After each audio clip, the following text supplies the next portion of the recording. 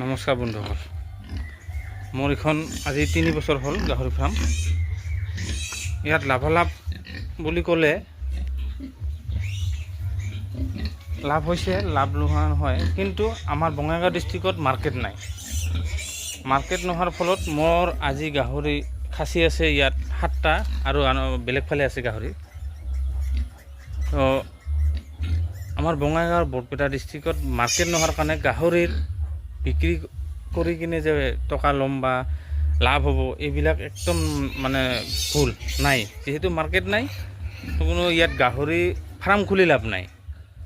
2-এজন বেপাৰী আছে, সিহঁতে কেতিয়াবা তাৰ মৰ্জিহঁতে লাগিলে নিব, নহ'লে সেনেকুৱা মাৰ্কেট নাই যে আপুনি 50 কিলো 60 কিলো গাহৰি আপুনি বিক্ৰী কৰিব পাৰিব।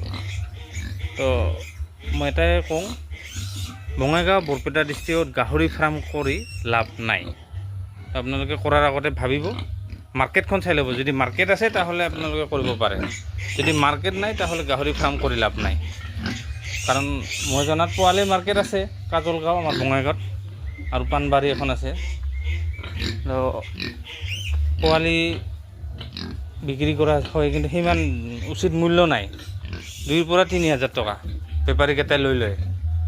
সেইকাৰণে আপোনালোকে গাহৰি ফাৰ্মৰ আইডিয়াটো মানে নকৰাই ভাল। বেলেগ কিবা যদি কৰে, কিন্তু গাহৰি ফাৰ্ম কৰি কোনো লাভ নাই। মই গাহৰি কমাই দিছোঁ, এতিয়া মোৰ লগত আছে 9টা। ইয়াত 2টা আৰু এটা আজি ৰাতি পোৱালি দিছে, আৰু মোৰ বেলেগ চাইডত আছে, এনে গঁৰাল দি ৰাখিছোঁ, বাঁহৰ গঁৰাল দি।